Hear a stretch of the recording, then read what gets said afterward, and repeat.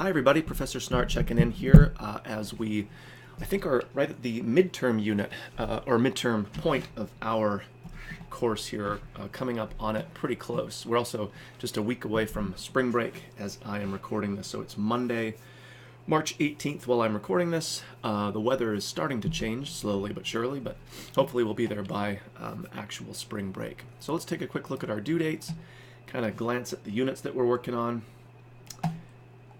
Let's see. Okay, so we've just finished up Unit 5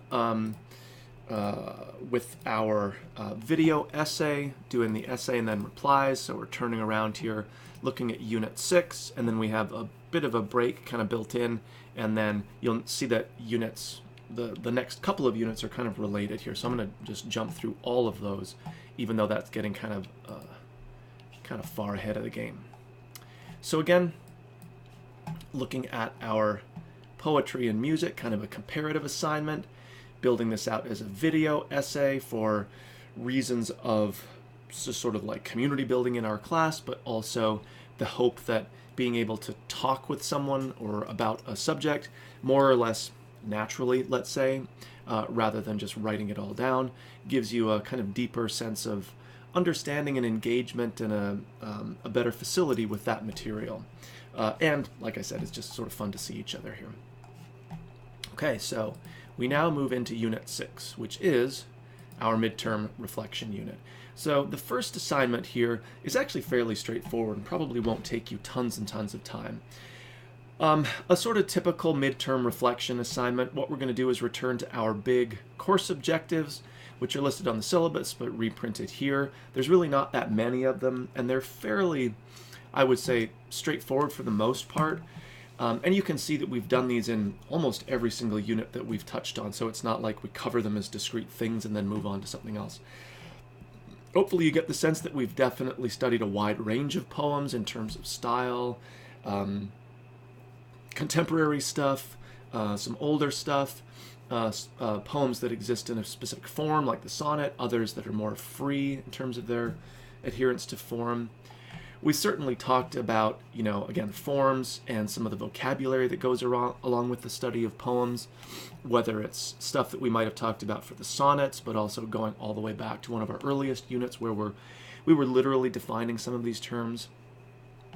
We've certainly done analysis and discussion that's sort of threaded throughout every unit that we do, even if it's not that typical traditional read the poem, write the essay, read the poem, write the essay, etc.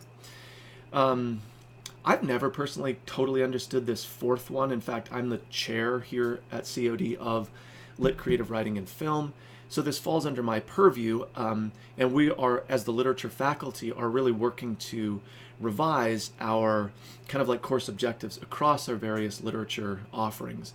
Some of them are fairly good and don't need a lot of attention, like these ones generally.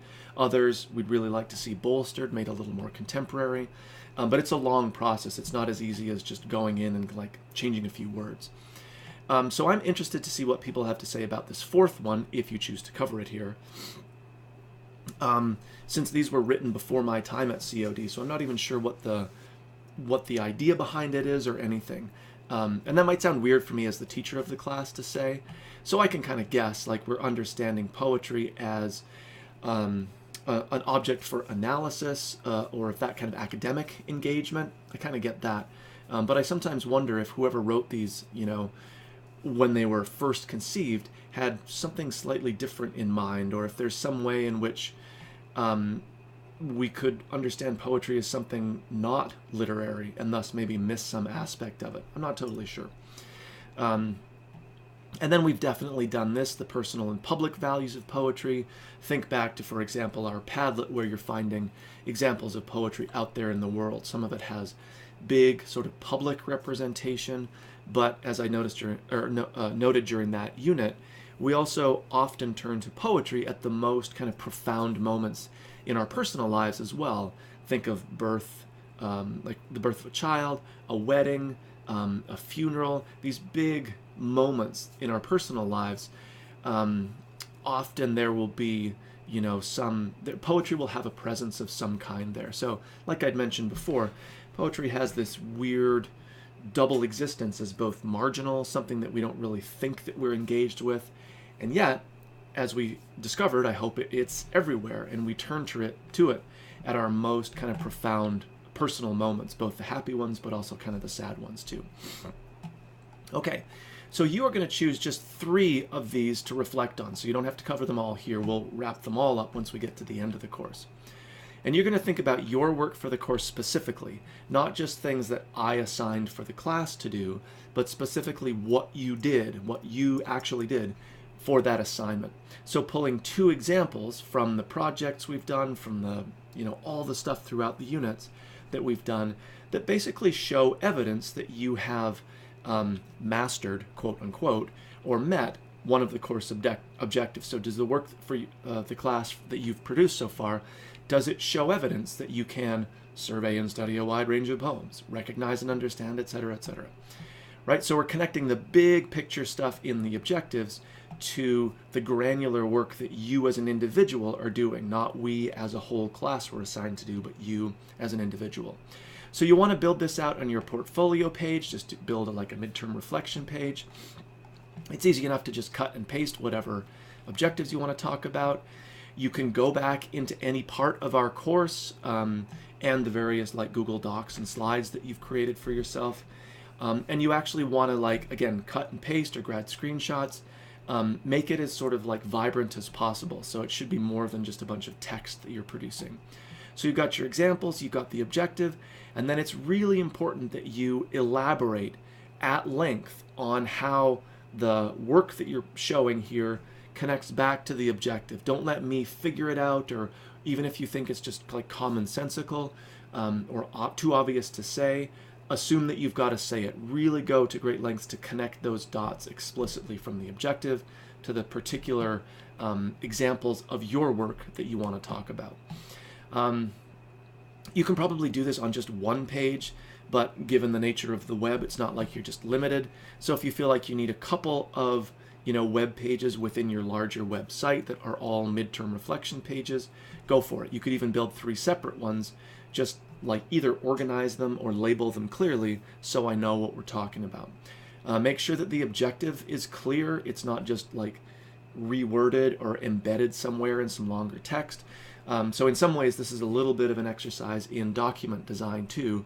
You want to make the connection between the objective and your work clear by not just explaining in text, but by using the space of the page, by using elements of design to really show how these 2 things are working. Okay, so fairly straightforward. Again, you're just kind of going back to the work that you've already done and connecting it to our bigger picture objectives.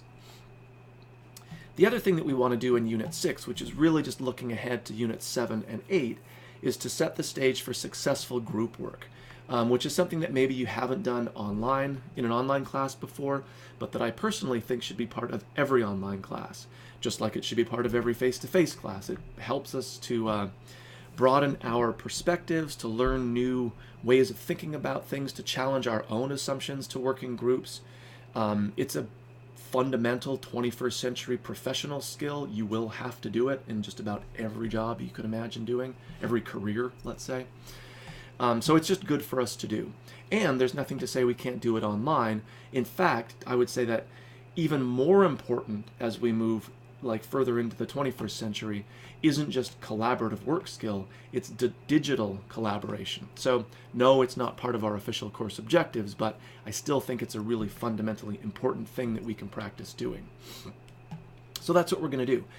I think one of the most important things for making it happen effectively, though, is just early planning. Not even building content for what the project's going to be, but just connecting with our people, since we're not all going to be physically present in the classroom to say hi, to exchange contact info, to make sure we're on the same page, etc., etc. So that's what we're going to do here in Unit 6. I have the groups laid out. There's more down the bottom that my screen capture isn't getting here. You're going to want to, as whatever group you're in, click into the discussion board here. You'll see I've created a thread. I've built a thread for each of the groups. So you're just going to want to jump in and say hi to your group and indicate your preferred method for being contacted. Now, of course, you can't just go in, plunk that stuff in, and never look back. You have to go back to see what your group members have said. So one of the first things that you as a group want to decide on is your primary means of communication, even maybe a secondary like a fallback means.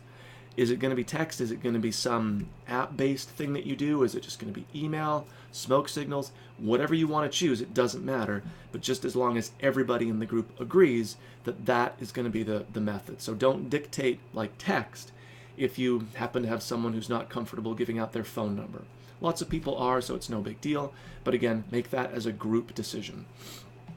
And it's making sure that before we even start the group assignment, that everybody is checked in. So if I see that someone hasn't even done that minimal work, I'll pull them from the group, and then we'll have to have that awkward conversation.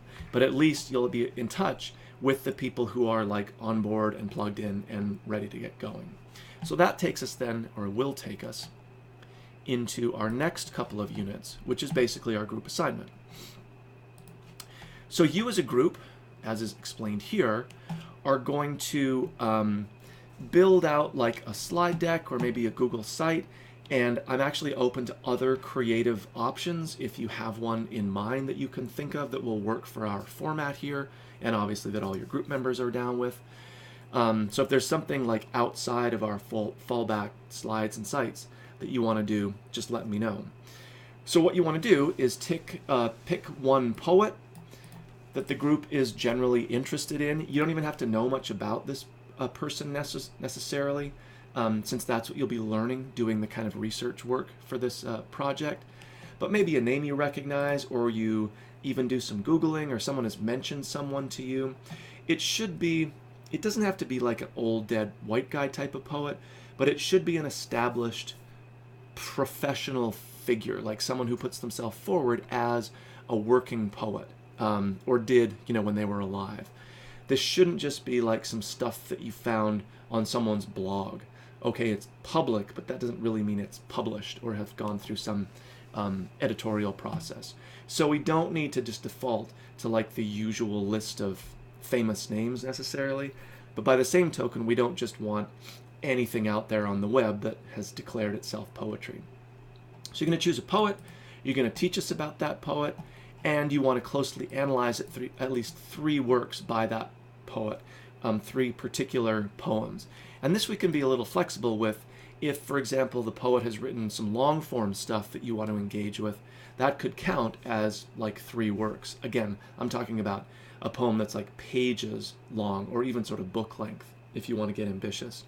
By the same token, if you deal with the poet who like writes in haiku, very short three-line poems, we don't just want to cover three of those. You want to give us a little bit more. So clearly there's some unspoken expectation about effort and time on task here as well. There is lots of more information about, the assignment, etc., etc. And like I say down here, the project isn't due in this unit. So we're going to set things up as far as getting groups coordinated in the previous unit. This is kind of the work time, the building time unit, right, to get most of it framed out, if not completely polished. You're going to do some planning here. Each group has a sort of text box or space to work in, where you're going to elucidate some more of these questions.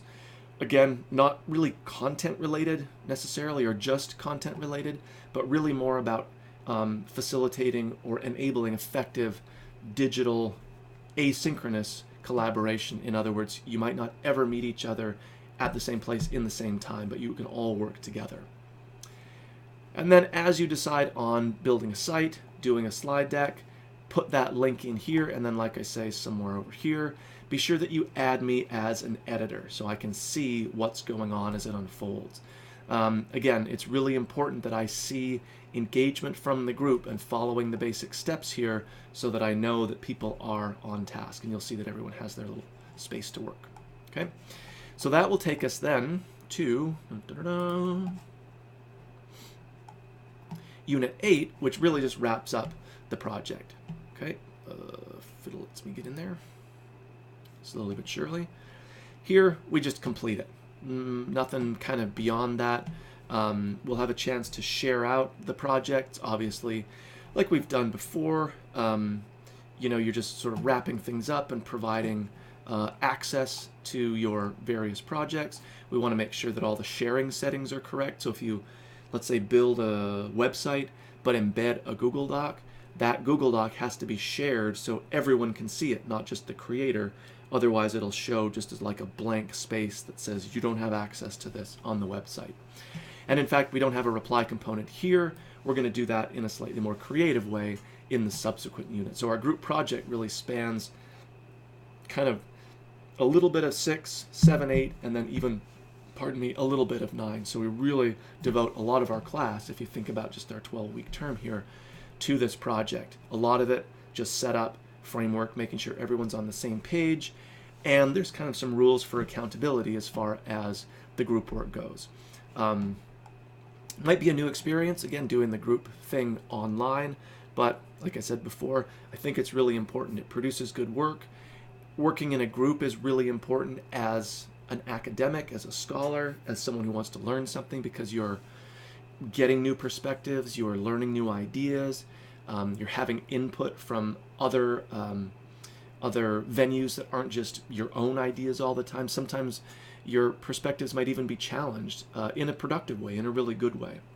So that's really a really valuable thing. And it's totally doable online. It's not like the olden times where you had to email files back and forth, then no one knew which the correct one was, and God, I have nightmares about that still. But thanks to Google, project collaboration is really a doable thing now. All right, so that's a little bit long announcement. It takes us through a couple of our next units, though, again, across even spring break. So it gives us a chance in here to reflect on our progress to date, set up our group work moving forward, and then into Unit 7 and 8, where the bulk of that group project work will occur. And that gets us like kind of close to the end of the term. Hard to believe, but we're getting there.